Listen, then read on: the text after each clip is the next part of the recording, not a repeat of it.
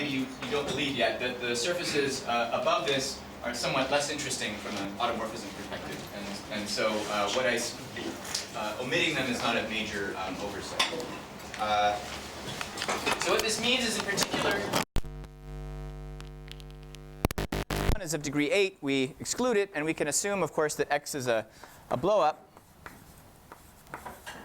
of, I'll use the number r, or the letter r, to denote the number of points that you blow up. It's 9 minus d points on the plane, as we saw yesterday. Okay, so to remind you, the Picard group of x can be very explicitly described, as a lattice where L corresponds to, I guess, the strict transform of a line on, not the strict, sorry, just the inverse image of a line on P2. And then you also have this several other free generators that correspond to the points that you've blown up. So these correspond to the exceptional divisors of the blowups. And moreover, you have this intersection theory that the self-intersection of the line is going to be 1. Not surprisingly, you take two lines on the in P2, and they're going to intersect in one point. And the exceptional divisors corresponding to the blown up points, they are going to be minus. So they're minus 1 if they're the same curve. Otherwise, they're 0.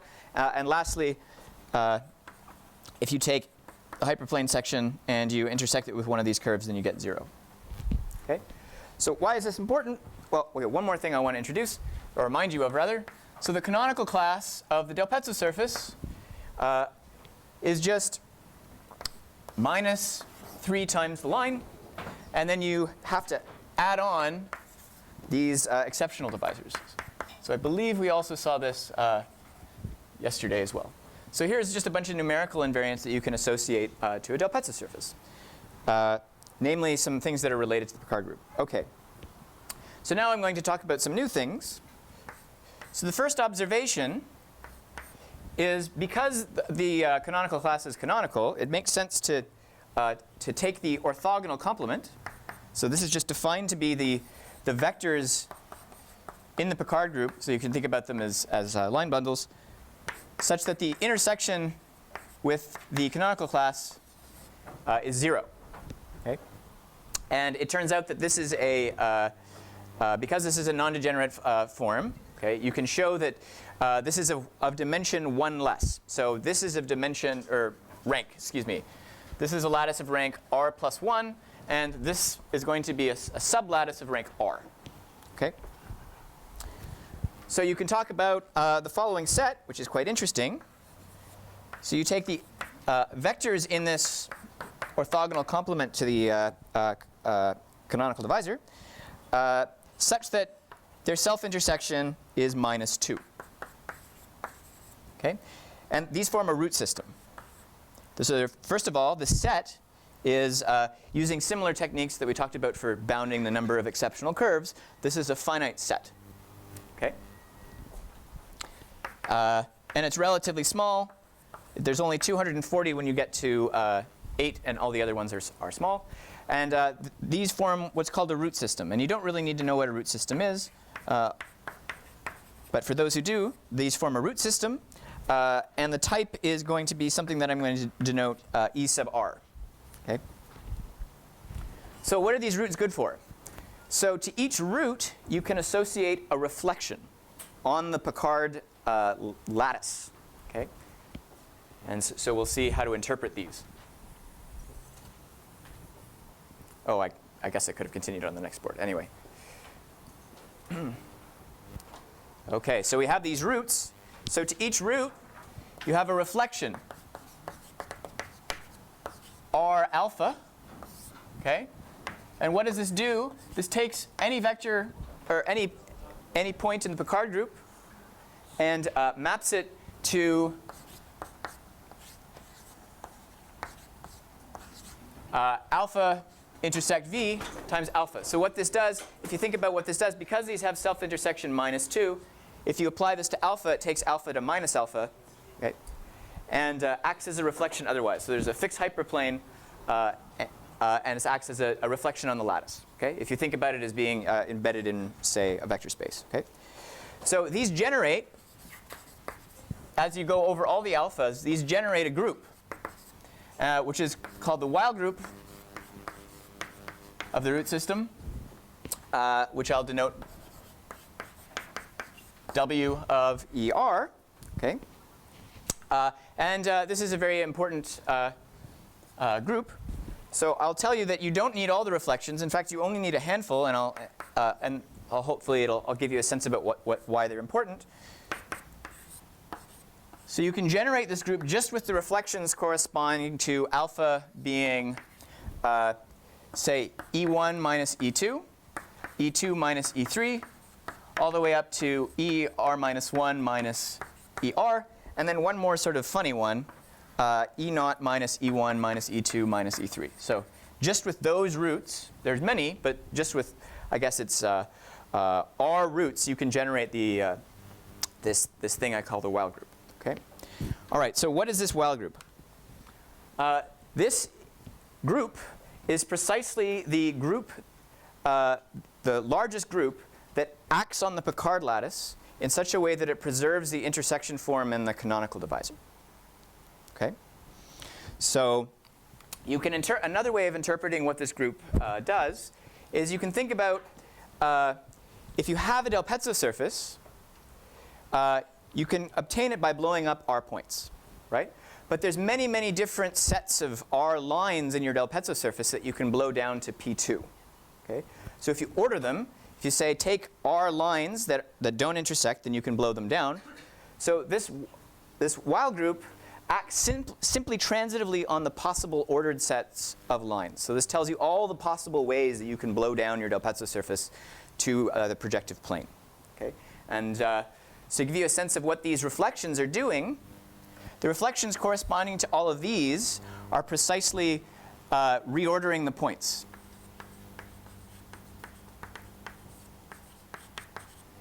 Right? So remember that E1 corresponds to blowing up point 1, E2 corresponds to blowing up point 2. So this, if you plug that into this formula, you'll see that what this does is it swaps the first and the second point, and it does something very interesting to all the other lines, something much more complicated. Okay? And this last one, I want to sort of explicitly tell you what this does, what geometric interpretation for this last one is. This is what's called the standard quadratic transformation, or corresponds to the standard quadratic transformation, which you may have seen before. I'm going to mention this again tomorrow, which is the reason why I'm bothering to do it now. Okay? So what is this doing? Well, so here's the picture that you should have in your mind. So you have, so notice this is the reason why I assume that D was greater than or equal to 3, because otherwise this guy isn't defined. So you have 3 points that correspond. So I'm going to be a little bit sloppy here, and I'm going to conflate points and their exceptional divisors, because otherwise the notation is going to be very messy. So you're blowing up these 3 points to get exceptional divisors. And then, as we saw yesterday, if you have lines, the lines on the plane that connect the exceptional divisors, when you blow up 2 points, they originally have self-intersection 1. When you blow up this point and this point, they now have self-intersection -1, so they become exceptional curves. So these correspond to some -1 curves in your Del Pezzo surface, which I'll denote as follows. Okay? So this is what happens in the plane model where this guy is, where this point, this point, and this point correspond to E1, E2, and E3. So if you blow up E1, E2, and E3, you obtain a Del Pezzo surface of degree 6, right? So if you blow up 3 points, you start from 9 and you go backwards. Okay, so it's 9 minus 3 is 6. And this looks like a hexagon. So you have E1 is like a line like this. You have L12 is still a line in your surface. You have E2 like as follows.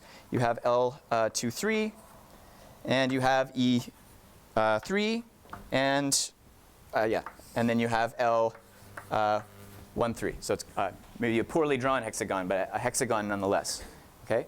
So then what you can do is you can actually blow down these lines. So you originally blew up these points. They now become lines, and then you blew up the things that used to be lines on the original plane model, and you come back down to P2. And here we have L13 is now a point, corresponds to a point. L12 corresponds to a point, and L23 corresponds to a point, and then you have the lines connecting them are now what used to be the exceptional divisors up above. Okay? So there's lots of these types of transformations that you can do to sets of points on the plane. But what does this reflection do? It says, remember I told you that the elements of this while group you can think about, well, once you've picked a marking, once you've picked 6 lines, you can think of these things as changing the selection, the ordered selection of points that you blow down to get the plane model. So what does this corresponding reflection do? It says, OK, take these points, okay, apply a standard quadratic transformation, and then now I'm going to call L1, 2, L2, 3, and L1, 3 my new E1, E2, E3. Okay? So without this, all you're going to be doing is reordering the points. But you throw this in, and then you have a very interesting structure where you have different sets of lines that you're blowing down to get different surfaces. Okay? So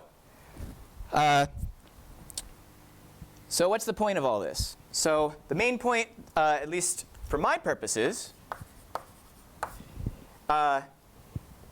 so I guess this is a theorem. So I said this aloud, but let me make sure I write it down. This is the group of automorphisms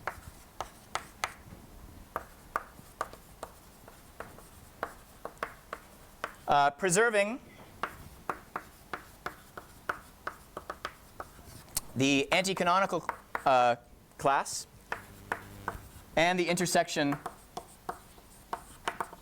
form. Okay? So in particular, what does this mean geometrically? Well, if you have an automorphism of your Del Pezzo surface, okay, it's going to do something to the 27 lines or the 56 minus 1 curves or the 248 minus 1 curves. All the minus 1 curves are going to be moved around by the automorphism, or maybe they're fixed. But in any case, any automorphism is going to move around the lines. And that gives you a map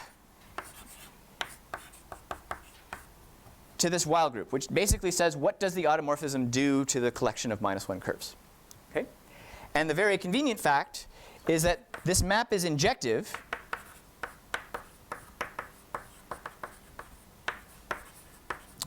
when r is greater than or equal to 4.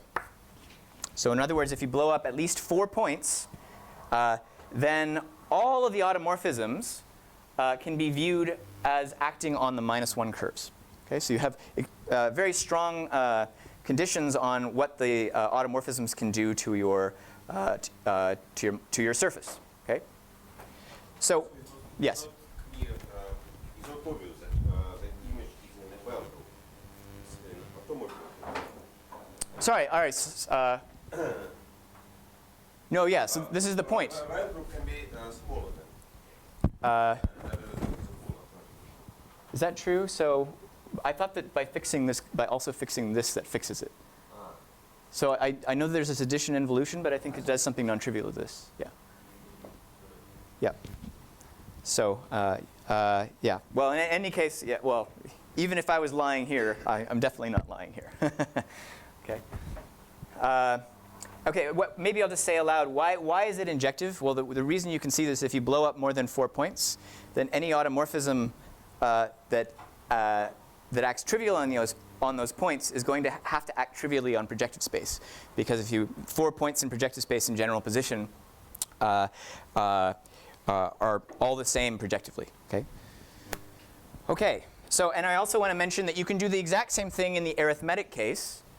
The Galois group also has a map onto this while group, which of course is almost never going to be injective, because the while group is the Galois group is usually this huge profinite group. But anyway, there's a map for the Galois group as well. So in the arithmetic case, this is also a useful thing to think about. Okay. So before moving on, I want to give you a sense about what these while groups actually look like. What are the actual groups? And it also gives you a sense of what can happen. So That's R, the number of points that you blow up. This is the ER. It's, I'll tell you what that means in a second. This is just a description of the group, and then I want to give you a sense of what its order is. So for 3, so if you know anything about root systems, I'm just giving you what the root system happens to be in the usual notation. But what's more important for our purposes is that the automorphism group of a Del-Pezzo surface of degree 3, well, there's actually some non-trivial thing that happens to be a two-dimensional torus. But when you map to here, all you get is a symmetric group of order 3 direct product, or direct product with a symmetric group of order 2. So this is order 12. What do the other ones look like for 4? Again, these are not going to mean anything to you unless you already know something about root systems. But this is the symmetric group on 5 letters of order 120. If you blow up 5 points, then you get something that's usually called the root system D5. And this, which will look very familiar to those of you who were in my talk yesterday, recall blowing up 5 points, you get a Del-Pezzo surface of degree 4. And we saw that you have some automorphisms that look like 2 to the 4 semi-direct product something. And in retrospect, if you look back at what I did yesterday, they all have to be subgroups of the symmetric group of 5 letters. And this has order 1920. And then you have 6, 7, and 8. And these are, this is a slight abusive notation, but now it's no longer an abusive notation. E6, E7, and E8 are precisely the lattices that show up. And this guy is a simple group, of a rather large one. And it has a normal subgroup that's simple, and then it's just there's an additional element of order 2. So there's a normal subgroup of order 2. This E7 Weil group, you actually have a cyclic subgroup of order 2, and then something simple, and direct product. And then E8 is something simple. And it has a center, and it also has a there's also, and once you add in that center, you also have like a normal subgroup of order 2. So it's, in any case, there's simple groups that that you can write down. We'll see some of them a little bit later. But I want to mainly point out the order. The order is actually quite important for our purposes. So this one's 5,128, or 5,840. And I'll just write down these numbers. They're not so important. What's important is their prime factorizations. So 696, 729, 600. So why do we care about the orders of the Weil group? Well, notice from here on in, all of our subgroups have to sit in here. So you know right away that if you have a cyclic element acting on, or if you have any group acting on your Del-Pezzo surface, then the order has to divide these orders. And so knowing the prime factorization is quite important. So, I mean, this is 5 factorial, so it's fairly easy to write down. This one is also fairly obvious. I'm only going to write down the ones that are sort of non-obvious. So this is 2 to the 7 times 3 times 5. This guy is 2 to the 10. Oh, sorry, 3 to the 4. But it doesn't really matter for our purposes. And 3 to the 4 times 5 times 7.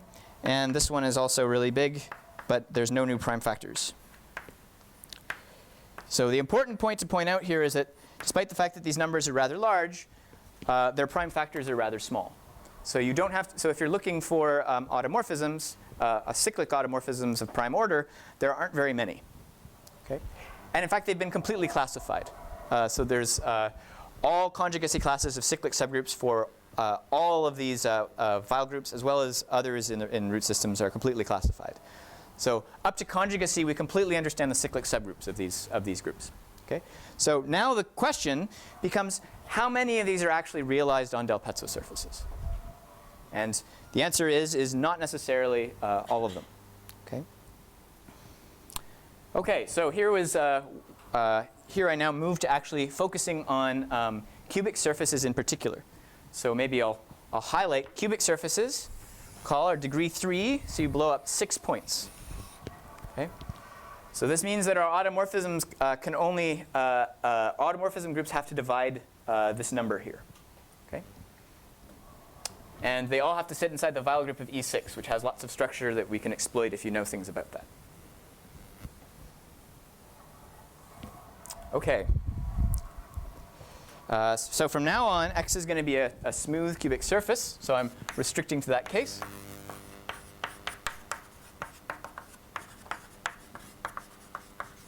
And I'm still going to stay in the algebraic closed case, but the characteristic is going to change. Okay. So I want to remind you that X has 27 lines. So these are -1 curves. Except because it's a cubic surface, remember that the canonical embedding, the anti-canonical embedding is very ample. And so these -1 curves are actually lines. We saw this yesterday. Okay. So what happens to these 27 lines?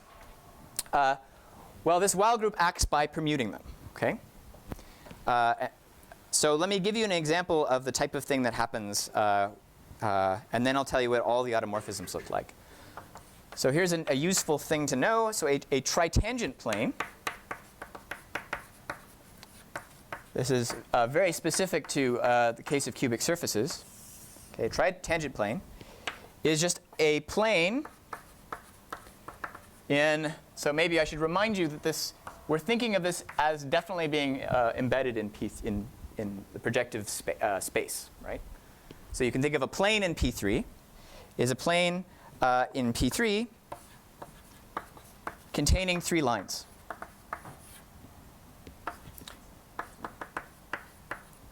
Of X. So in other words, you have some plane, and then you have 3 lines.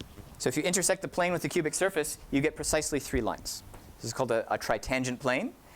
You can show that that there are always exactly 45 of them. Okay, you can pull this out of the root system information. Okay. So what's interesting about these is that sometimes all these 3 intersection points coincide. And when that happens, you get an interesting automorphism.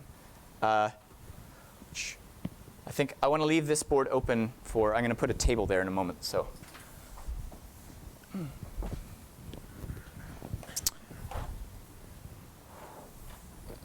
when those 3 planes, when all those 3 lines go through a common point, it's called an Eckert point.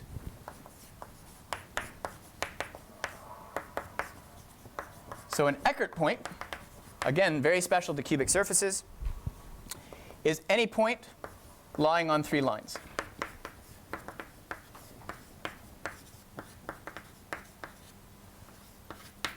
So you have this situation. And you can see that if you take the tangent plane at such a point, okay, it ends up being precisely the plane that gives you these 3 lines. And you see that the only way that you can get these types of points is if they're tritangent planes where the 3 lines happen to coincide. Okay? So what's nice is that every time you get one of these, you get an involution. You get a reflection, sort of not obviously.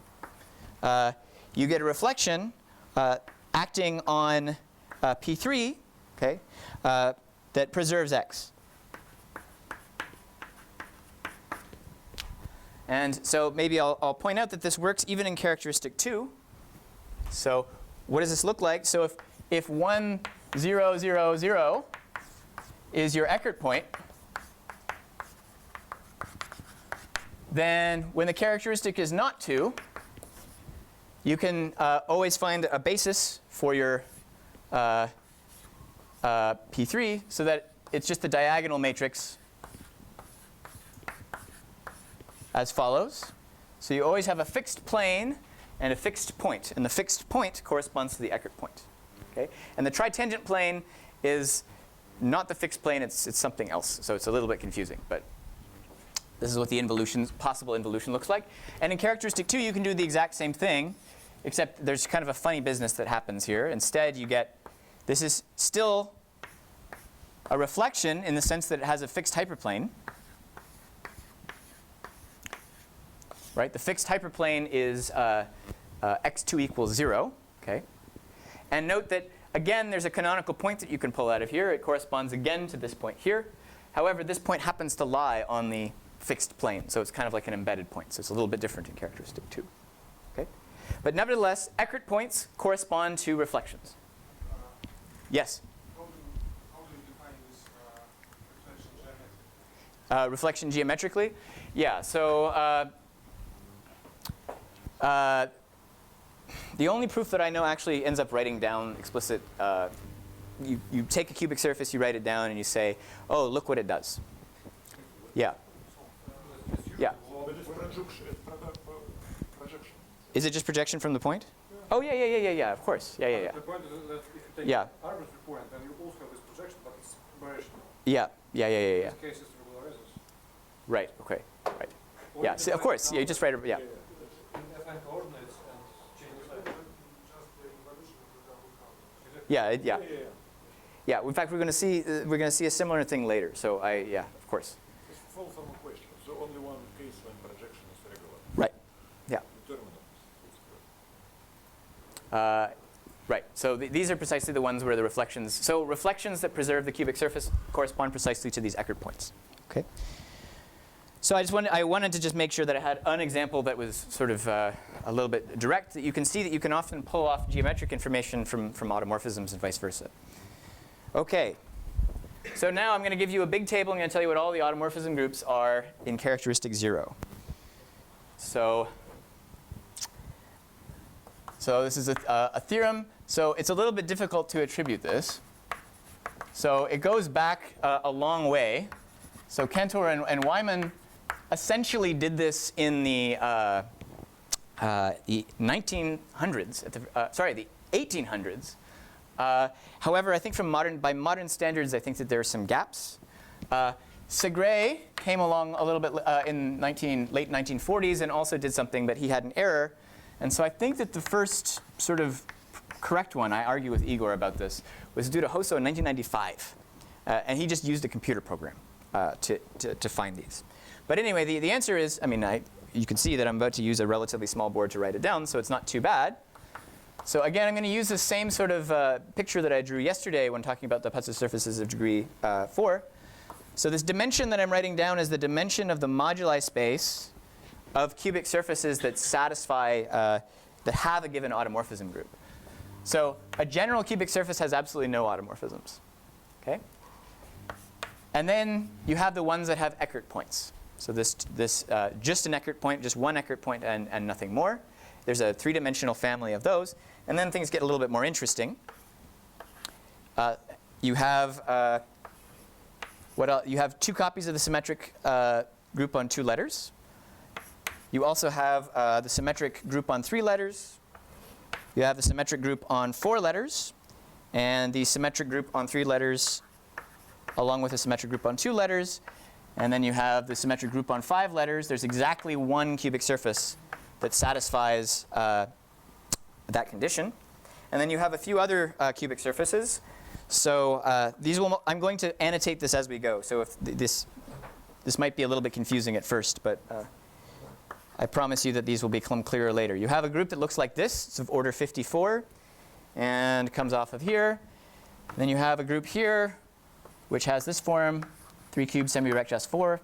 I think I'll just write them down, and then I'll comment on about where they come up in a moment.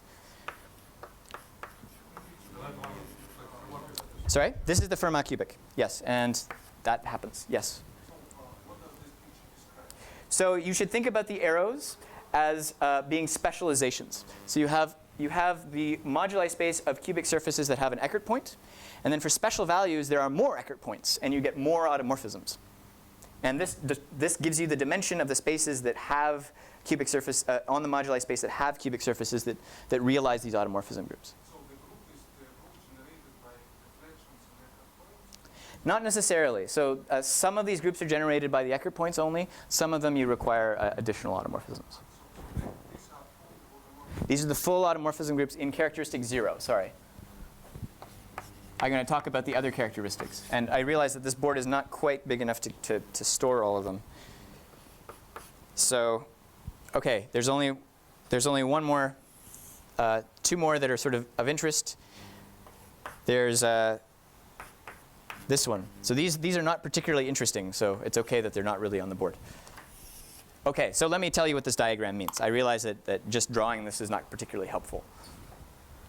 So that's, yes? Yeah, so I'm using the notation that just a number on its own just means a cyclic group of that order. Otherwise, I end up drawing Z mod 3Zs, and it becomes very cluttered. So this is a cyclic group of order 4. This is a cyclic group of order 8. Right? So right away, you can see that these are not generated by reflections, clearly. OK.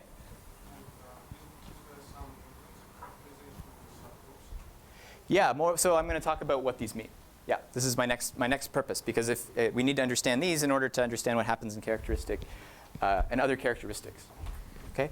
So, all right. So in order to, so I claim that all of these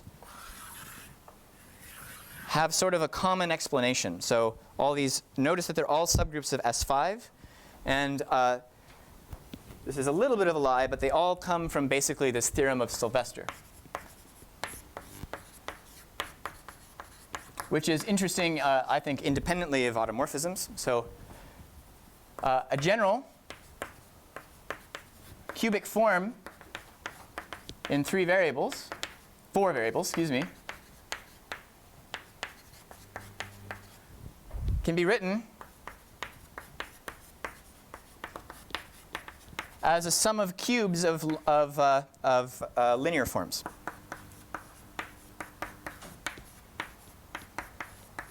So each of these L's, where these Li's are linear forms in the variables. And moreover, no 4 are linearly independent, or linear dependence, excuse me. So if you take any, obviously, because you're only in 4 variables, all 5 have to be linearly dependent. Okay, they're just, they're linear equations. But if you take any 4, they're not.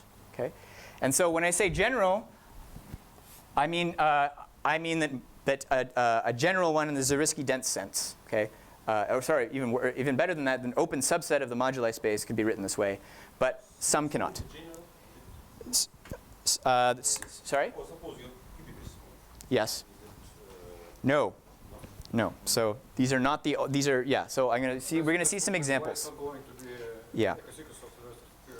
Yeah. Yeah. So this is the reason why. Yeah, you really do need general here. And yep. Well, so it obviously fails in characteristic 3, because this is totally singular. But so yeah, and in characteristic 2, it also fails, but for somewhat more subtle reasons. So at least the proof, or one of the proofs, I'm not going to present the proof of this, but of the proofs, they basically, if you take this, well, if you take the Hessian of the cubic surface, so you take all the second partials as a matrix, take the determinant, you get a new surface. You can recover the lines by looking at the singular locus of this Hessian. And so the issue is that when you're taking derivatives, you're taking 2 derivatives. And so in characteristic 3, it's obviously a problem. And in characteristic 2, it's also a problem because you're taking the second derivative. So that's sort of a high-level reason why this only applies in characteristic not 2 or 3. OK. So the other thing I want to point out here is that these LIs they're unique up to basically the obvious things, up to reordering and multiplication by a cube root of unity, which I'll denote by zeta 3. Okay, so obviously if you multiply L1 by a cube root of unity, you're going to have the same form. And obviously if you change the ordering, then you're going to have the same form. So, however, this uniqueness is very nice because it tells us that S5 has one more thing. I want to reorganize the way that this is written so that the automorphisms are easier to see. And also, we'll talk about what happens in characteristic 3. So equivalently, if you think about it a little bit,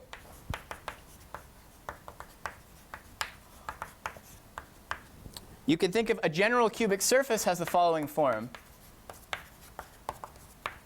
You can write it as a sum of 5 variables now Okay? Except it's in P4 and there are two equations. So let's think a little bit about where this is coming from. Essentially what you do is you take L1, L2, L3, and L4, they're linear. You change your coordinates so that they're x1, x2, x3, and x4, and then you just have one leftover linear form. Call that x5. Okay? And then, so then, well, really the coefficient should be here on the xi. Okay? But then you can rescale everything and put them over here. And so this is basically the same as this equation. But here you can really very obviously see the S5 symmetry. So you can clearly see that there's an S5 symmetry of this equation when all of these coefficients are equal. When A1 is equal to A2 is equal to A3 is equal to A4 is equal to A5, you get an S5 symmetry. And that gives you precisely this one cubic surface. This is the only way, well, other than writing this equation in a different way, this is the only cubic surface that has S5 symmetry. And I'll call this the Klepp's cubic surface, because there's analogs of this in other characteristics. Okay? And what is the reason for the equations? In the first equation, what is the second? Matter of taste. Yeah. Also, I'm going to later do something in characteristic 3 where this is an advantageous way to write it. Okay? So yeah, so it's a matter of taste. You can put it on these coordinates, and then it's easier to see that that's equivalent to that. But anyway. So then the other thing I want to say is that you can get all of the other automorphisms. You can sort of see them. For example, you get just S3 by saying that A1 is equal to A2 is equal to A3. Okay? And A4 and A5 are whatever you want. And you can convince yourself that these are the only automorphisms that can act. Because, I should say that these AIs should be non-zero. Okay? And so you should be able to convince yourself that these are the only automorphisms that show up. Now, here's something that I want to say. These are not the only way of realizing these automorphisms. There are some cubic surfaces that you cannot write in this way that still have these automorphisms. So if you take so this is just through the general cubic forms. So if you there are definitely cubic surfaces that have Eckert points that you cannot write in that way, but they're not general. So you get all of the general members of these families in this way. So I think that it's very nice, and you can see where these automorphisms are coming from. So I claim that we understand most of the picture. What's left are these cases. Okay. Okay. So. Oops, skipped a page there. Right. Okay, so now I'm going to focus on these three. Okay, so what's going on here? These are called cyclic surfaces. And these are sort of, rather than having a reflection, you have a pseudo-reflection. So here's the definition of a cyclic surface. Again, we're going to characterize it completely geometrically, and then we'll see that the automorphisms sort of just come out of it. So a cubic surface is what we'll call cyclic. And I'm defining this in a way that's characteristic independent. So it's cyclic if it is a Galois triple cover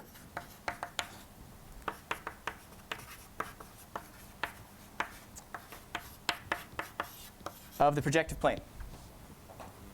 And if you think about what that means, okay, at least in characteristic 0, which okay, you get that this has to be of the form x naught cubed plus some form in the other variables. Well, you can always put it in this form after a change of coordinates. So how does the triple cover act? You have x naught goes to a cube root of unity times x naught. Okay. So these are called cyclic surfaces. And so the point here is that this guy is the ramification divisor, or the branch locus, depending on whether or not you think about it as x not equals 0 or not. This is going to be an elliptic curve. So we already have an automorphism of order 3. That's where these guys are coming from. And then you have additional automorphisms that come from the elliptic curve. So in characteristic 3, obviously this is going to be is going to be a problem. But in characteristic knot 3, you can actually write it down. You can further use some standard forms of elliptic curves, and you can simplify this general cubic form and write it down like this. This is called the Hesse form of a cubic, a plane cubic, but we're just adding on one other variable with an x naught, and it depends on some parameter. Oops, sorry. 1, 2, 3. Okay? So again, I claim that this is a one-dimensional family. So if you take lambda general, I claim you're going to be in this situation. And then for special values of lambda, you're going to get these two situations. Okay? So what happens is that this is an elliptic curve, if you forget about the x naught. And the way that it's embedded, you have its 3 torsion subgroup actually acts on the actually acts in the projective space. Okay? So the embedded automorphism of this elliptic curve, okay, is going to be the 3 torsion subgroup of the elliptic curve, semi-direct product, and then you have to know something a little bit about the automorphisms of an elliptic curve. But in an elliptic curve, once you pick a 0, you always have a group inverse. You take x to minus x. Okay? And for a general elliptic curve, that's the full automorphisms of the elliptic curve with a fixed point. Okay? And there are no other automorphisms that actually keep it in P2. Okay? And this is where this comes from. So for lambda general, this additional automorphism is just x goes to minus x in the group law of the elliptic curve.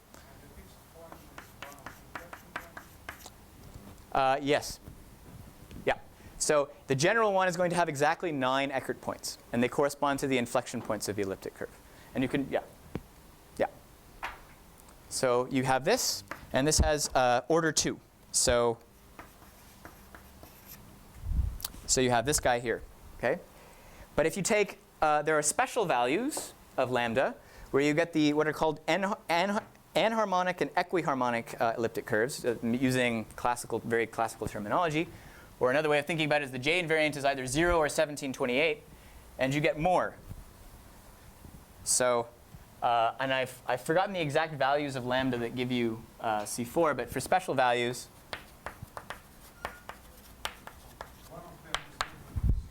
sorry?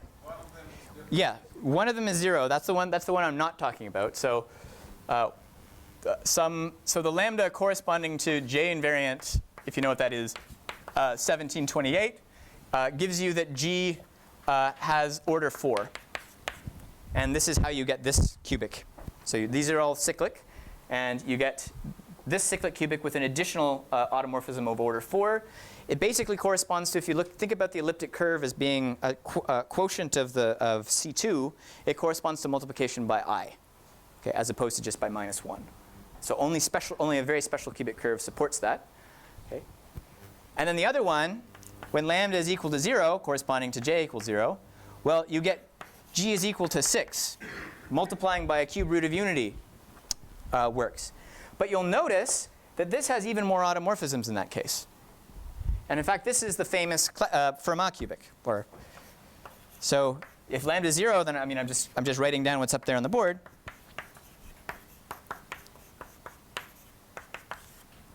And this, just by looking at it, you can see that I claim its automorphism group is you can multiply by cube roots of unity, right? Any of the variables by a cube root of unity. So there's four different variables, but then when you multiply all by the same cube root of unity, then it's trivial, so you're modding out by 1. So 3 to 3. And then you can also permute the variables. And this is the full automorphism group of this guy. And we'll call this guy the Fermat cubic.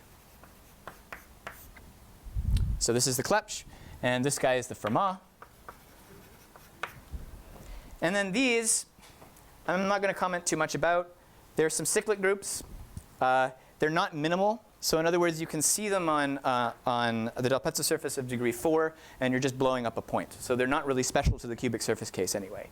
One thing that is worth noting is that the Segre, at least one of the errors that Segre made is he forgot this special cubic surface that has an automorphism of order 8. That was one of the things he was missing. Okay? So this is the story in character. characteristic greater than 5. Okay. So now I'm going to tell you what happens in other characteristics. Okay. So that's a sort of a grand tour of the automorphisms of cubic surfaces in characteristic 0, hopefully in families that you can kind of. So HOSO basically just spits out a table, and you know, hear what the groups are, and you don't see how they're connected. And I think this is a little bit more conceptual. So if the characteristic is greater than 5, you get exactly the same story. There's nothing kind of new. And the way you can check this is that you know what these things look like. And if you just prove that these exist, then and show that they're smooth, then all the other ones exist. So characteristic greater than 5 is not particularly interesting. What is interesting is, for example, when the characteristic is 5. Now, one way of thinking about why 5, 2, and 3 are special is these are precisely the primes that divide the order of the Weil group that I wrote down earlier. So that's a general theme, that if the prime divides the order of the Weil group, then you're going to have interesting behavior. Okay? So this is not that interesting. So this is almost the same story, except the Klepsch turns out to be singular. So this one with S5 symmetry, if you rewrite it out, you get exactly the same equation, except you realize that this has a singular point, 1, 1, 1, 1. So only in characteristic 5. And so basically this disappears, everything else is the same. So the Klepsch, I mean, it doesn't disappear, it becomes singular, but I'm interested in the smooth cubic surfaces, and so we forget about it. So that's the only thing that happens in characteristic 5. So that's not so interesting. Yes? If I remember correctly, the way you wrote it was just the sum of cubic equals to 0 and Yep.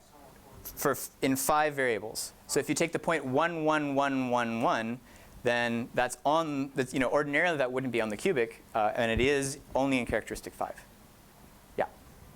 So it's kind of a, but that, so that means that the order 5 elements just don't show up, and then everything else is the same. And in fact, there's some, well, that's not so surprising given stuff I'll talk about tomorrow.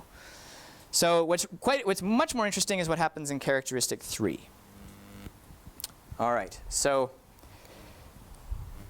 I only have a few minutes, so let's see. I'm trying to pick something that's interesting to say in 5 minutes.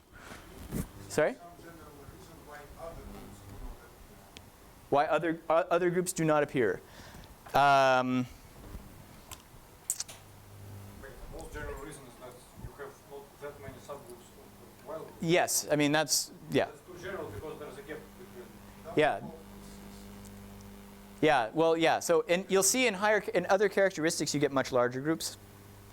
So I mean, in characteristic 2 you get much larger groups, for example. So yeah, what is the intrinsic reason? That's a good question. I mean, and I don't know. A lot of this stuff is somewhat ad hoc. And also you need to have a small dimensional representation.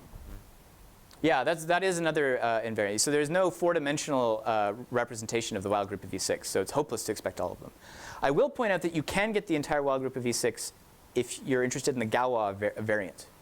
So there, I think over Q you can do it even. In the geometric case that I'm interested in, then somehow the groups are limited. But when you're thinking about the Galois version, you really can get much more. Okay.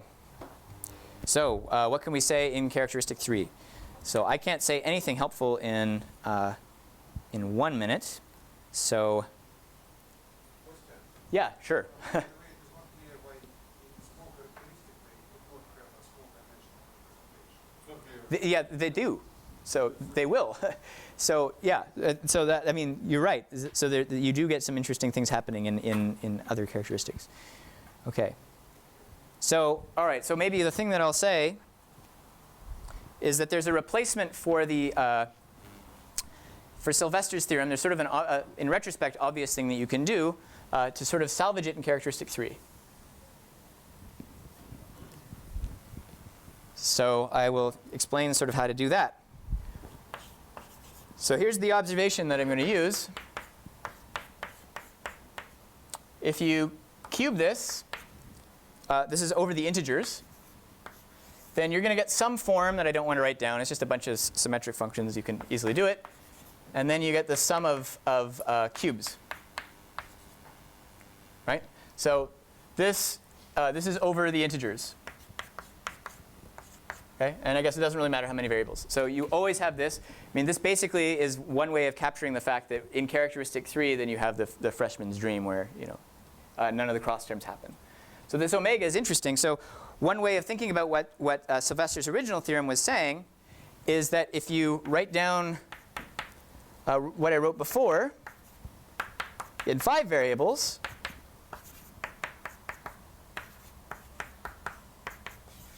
okay, then what you do is you say x5 is equal to minus x1 plus x2 plus x3 plus x4.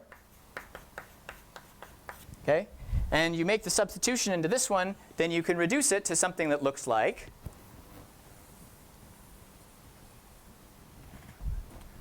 so this was basically the original Sylvester's theorem in characteristic 0. So if you make the substitution, then you can see what this would look like. And what does it look like? It looks like I equals 1 to 4 of ai xi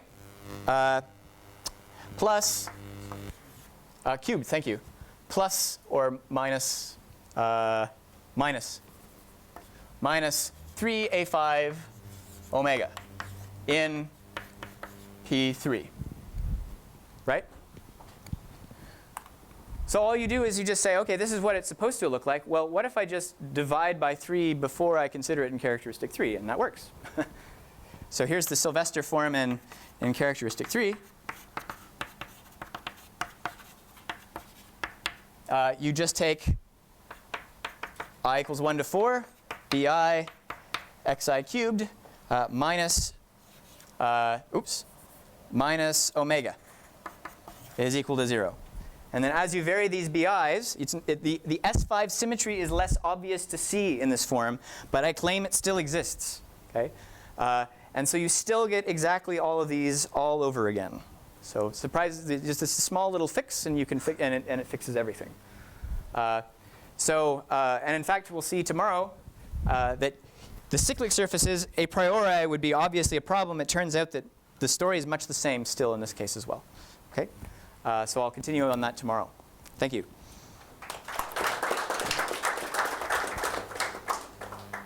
Any questions? What about Yeah, so I'm going to talch about that tomorrow. So I was planning on doing everything today, but I wanted to talk about root systems for the benefit of the other speakers first. Yeah, so that's tomorrow. Yeah, we know the whole answer. Questions? Then let's take Alexander again. We